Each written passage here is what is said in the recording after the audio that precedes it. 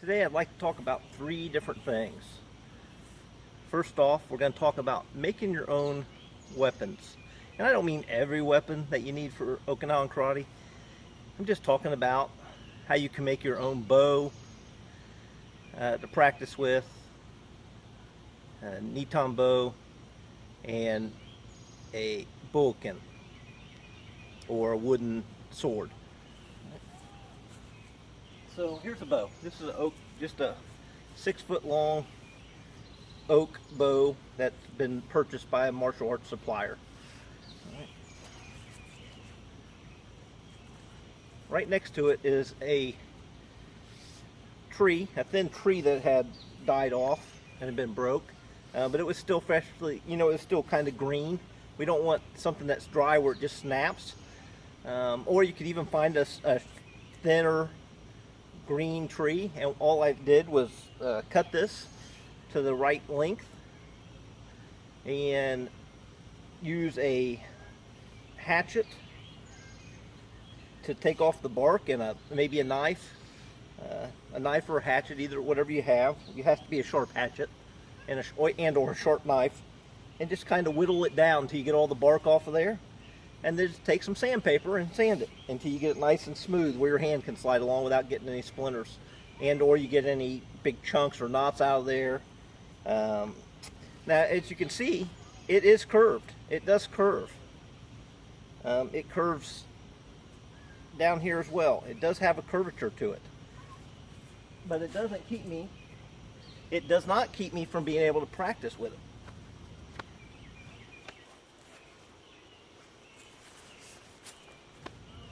All the moves, even though it's curved, if you have good structure with your practice, you can take this curved walking stick and use it. And I do take it hiking. I do take it on walks sometimes. So not only do I have a stick there to help me walk,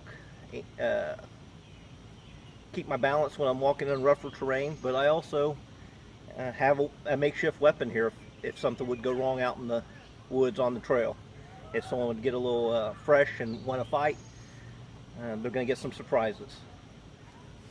So just something that you can make yourself and be proud of that you made, and use it, take with you, and get a little practice in.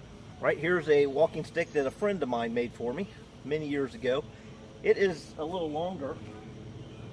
It's a little longer than the 6 foot. It's about 6.5 foot. And I have taken this hiking as well.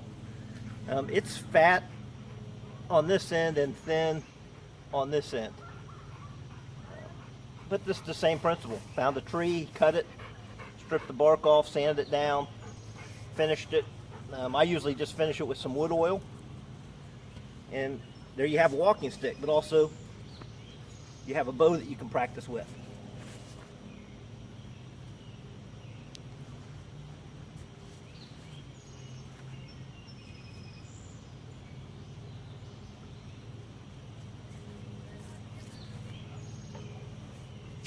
All right, tools that you need. Just a simple saw, something you can cut it to length, or you can cut it off if it's a standing tree. You can use a hatchet or an axe to chop it down as well, but you're going to want to get the ends a little bit flatter, and you could do all that with a hatchet. But if you have a saw, and not necessarily a saw like this for cutting limbs, it could be any kind of saw in the house just to cut the end of the piece of wood off, so it's a little more straight, and then you can sand around the edges to smooth it out a little bit. Some type of hatchet or knife, but it needs to be sharp. You need to have it sharp. When you get a piece of wood, you're going to want to be able to go down and take that bark off and get any knots out of the wood with the knife or the hatchet. When you get that all done, all you need is some sandpaper. I like to have a little coarser sandpaper and then some really fine sandpaper. So I'll start with the coarse sandpaper, and I'll just roll it around the wood, and you just go up and down trying to get any excess bark that might be on there, smooth out any of the knots, and just get the wood generally smooth so you don't get any splinters. And then I'll come back and finish it with some fine sandpaper to make it smooth, slide smoothly in my hand, nothing's too rough. and then just wipe it with some towels. Usually take a dry towel and wipe most of the dust off. Come back with a wet paper towel to get any of the remaining residue off of there. And then you can put a finish on it. Usually, again, just some oil. You could use plain vegetable oil. You can use an oil made for wood, some wood oil that you can get at your get at the hardware store. But right there, these are just a couple sticks I found just a couple of days ago, and it took me about, I cut them to length with each other. It took me about maybe 15 minutes to shave these down with the axe and sand them down, and they're ready to go. I have two short staff, two Tanbo. They are curved, but that's not an issue. I can still do all the same moves that I would normally do with the Tanbo. Right there, without spending a dime, other than on your axe sandpaper. But if you have those things, you're not going to spend the extra money to make that up. Same thing here. I just found me a stick, and I've made me a sword that I can practice with.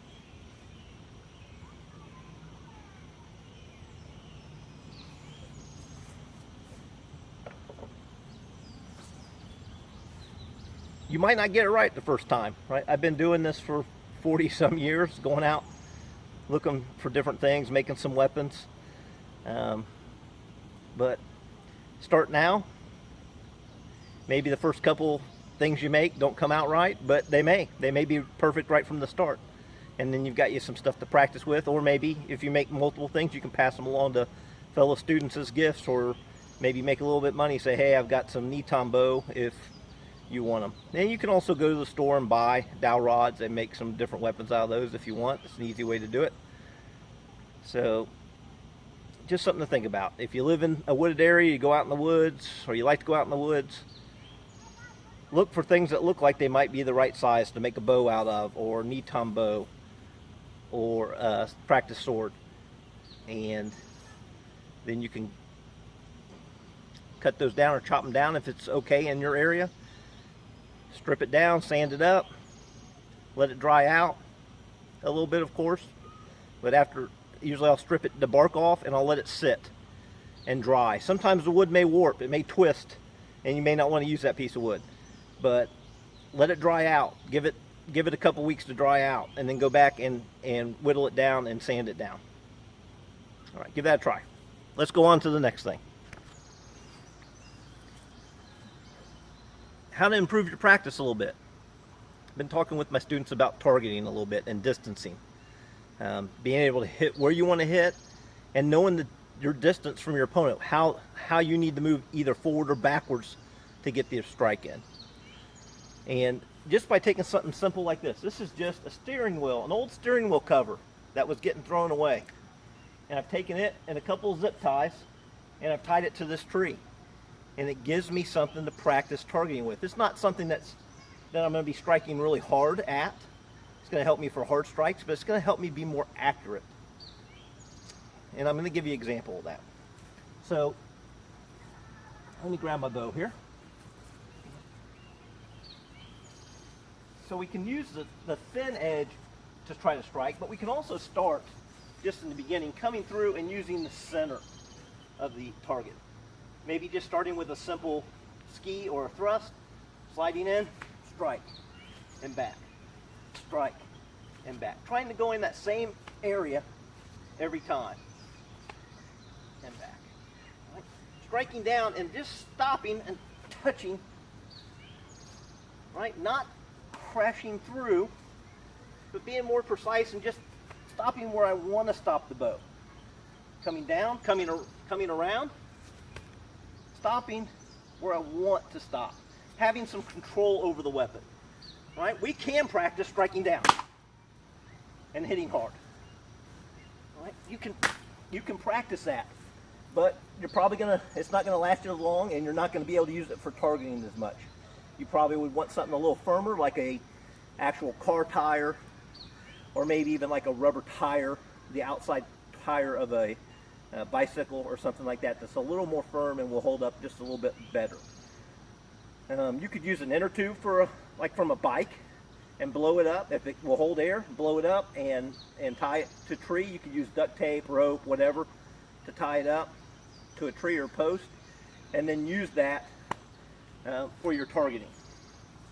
When you get a little bit better, move over to the thin part, and we're trying to strike straight down and hit the thin part, so our strike's coming in the proper vertical plane that we want to hit. We can also practice ski that way, where I'm coming in and striking.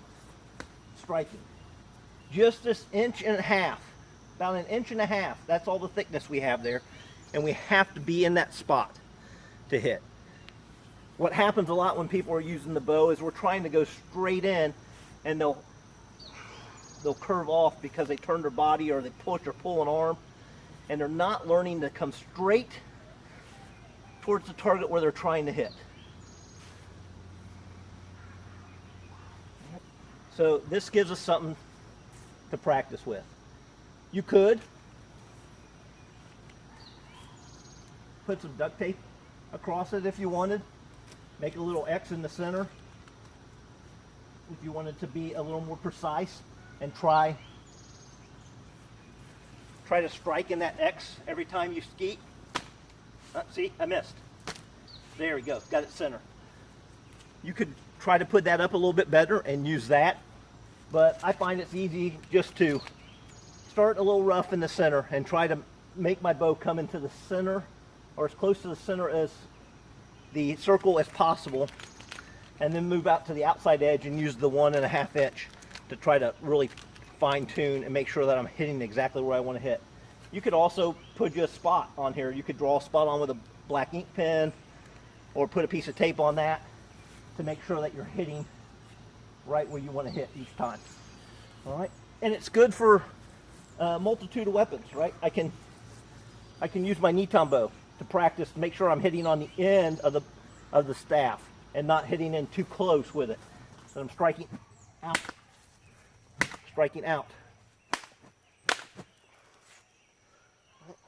Striking if I'm doing any overhead strikes and coming straight down here and striking down, then I'm hitting down on the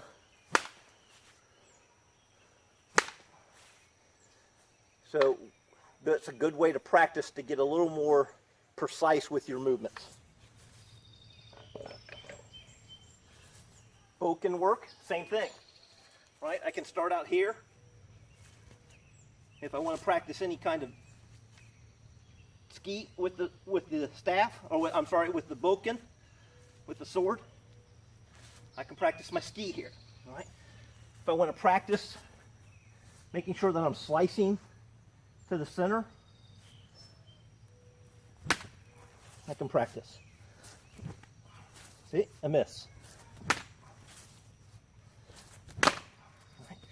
So it helps you practice. When I missed, I didn't do the movement right.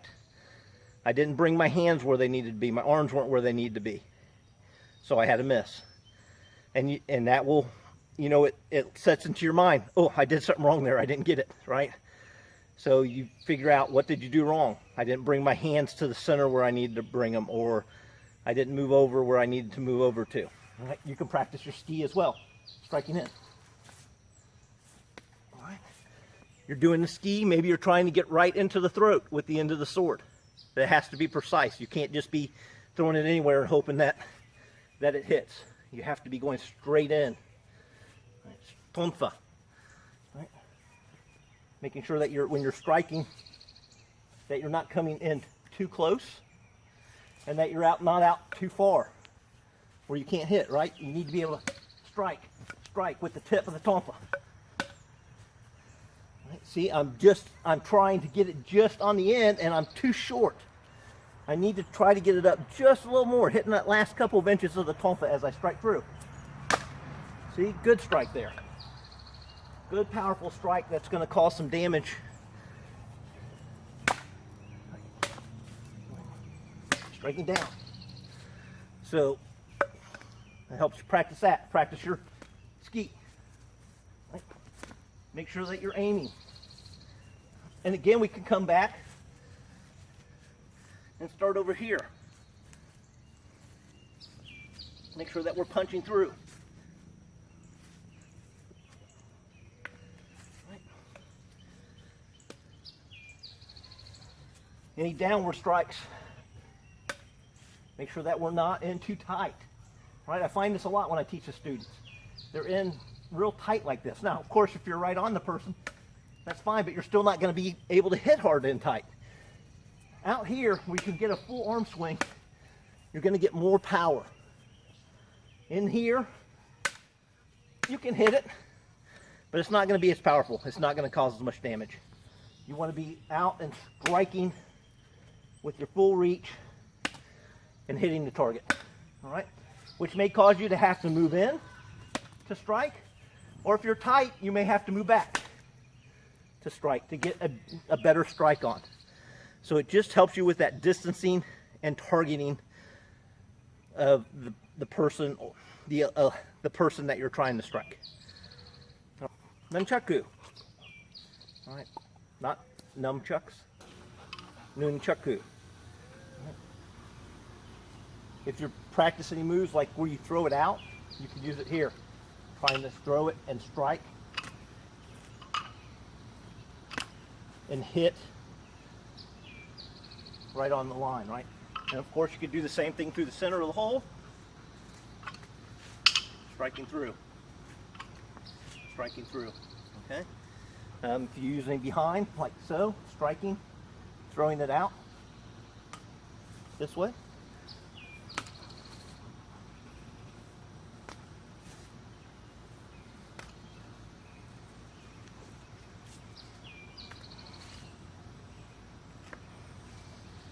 Practice those moves. All right. Striking down. All right. Again, where's your target at? Can you reach it? So you have to know where you can reach to strike. And these downward strikes like this are going to help you with your centering too. So you're coming straight down wherever you're trying to hit. Shoulder blade, top of the head, wrist. So it lets you have a place. Now, of course, hitting it hard like that over and over, it's not going to last too long probably. Right? Also swinging to the side, right? Am I too short to hit it? You see, like so. Right? So, striking. All right? It gives you something to target and actually practice. And it has a little give.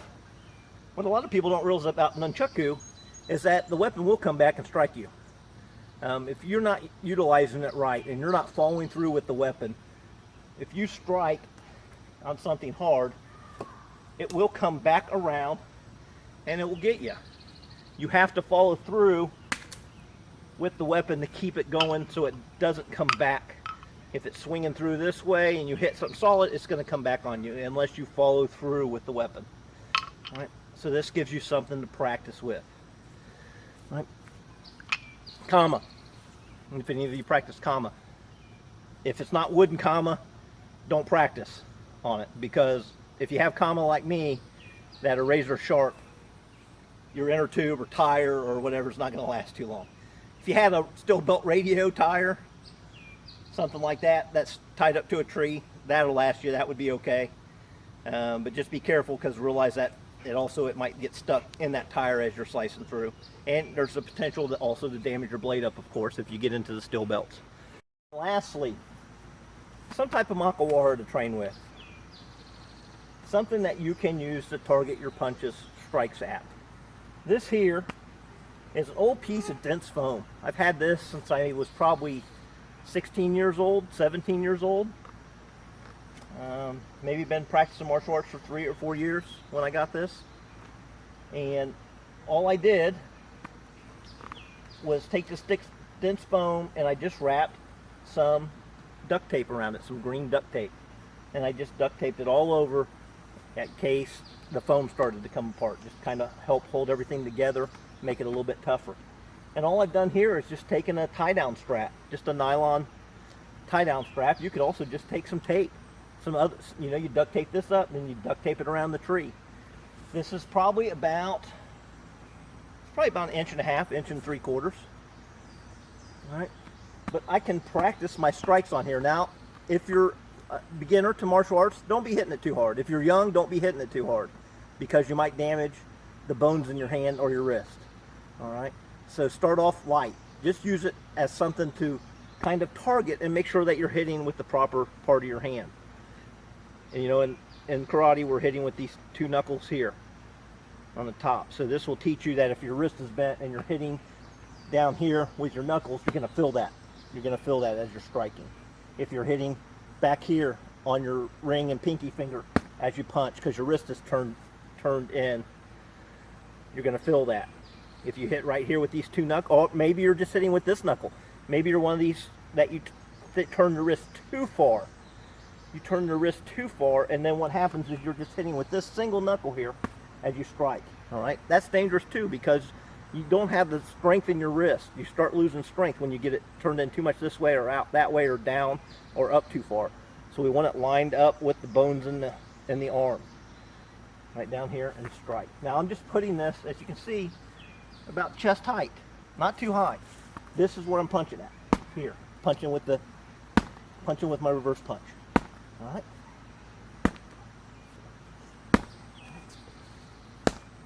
It also teaches me to move my body. Let me move the camera back here a little bit.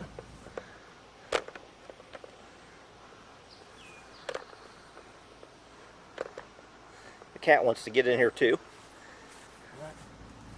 Let's see. Okay. So when I'm punching, instead of just punching with all arm,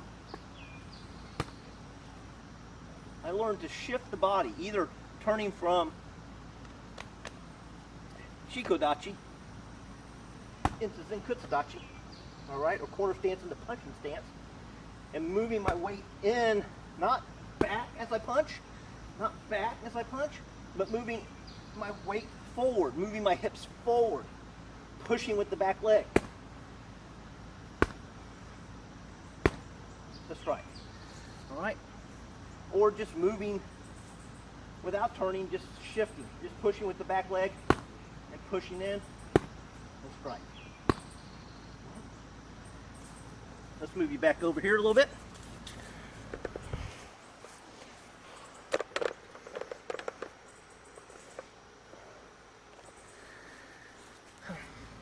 It allows me to practice my chops.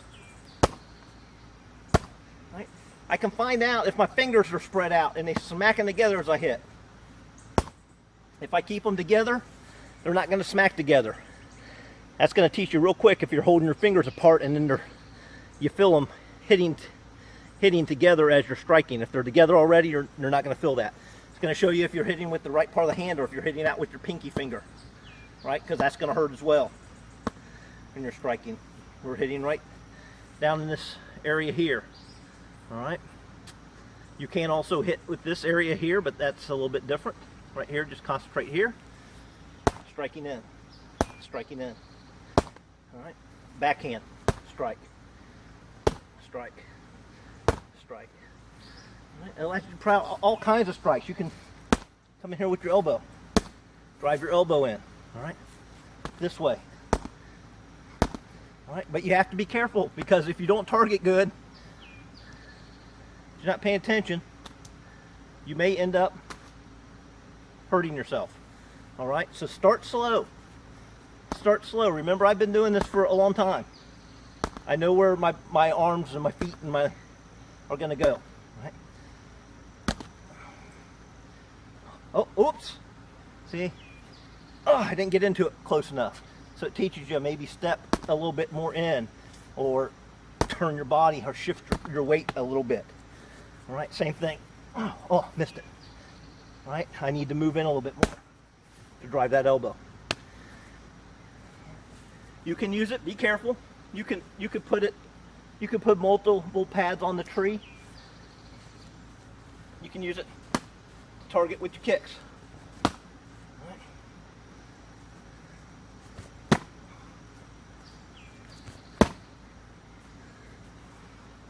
right, so it's a good training tool. Find you different things.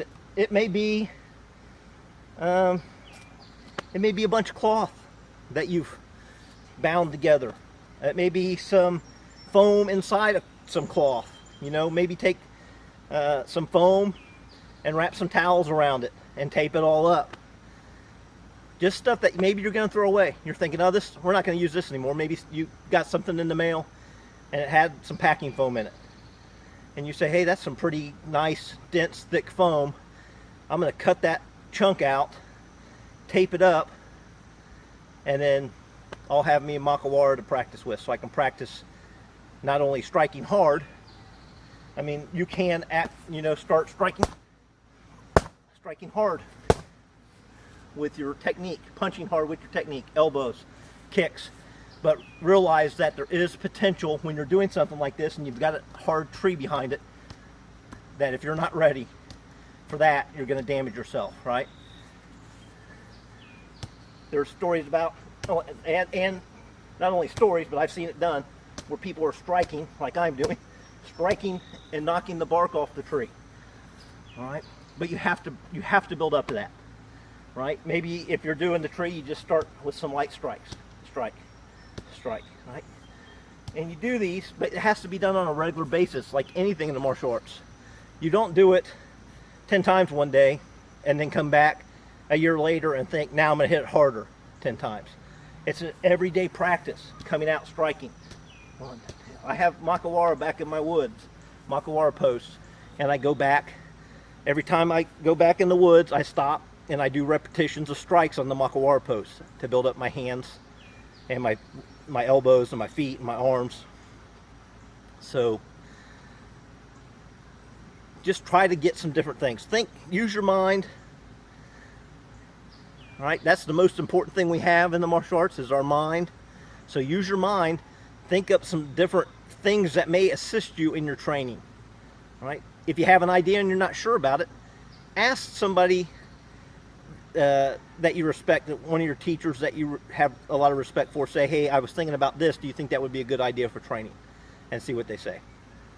All right, feel free to leave me a comment as well if you have any questions.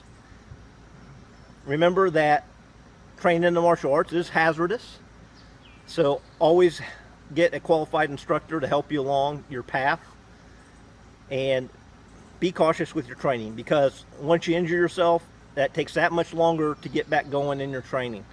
So try to build your body up gradually. Make sure that you can do it. Everybody can do karate, but make sure that you're not going to start off so hard that you injure yourself. Build yourself up gradually, and the longer you're in the martial arts, start picking up some of these things to help you on that path to mastering your technique.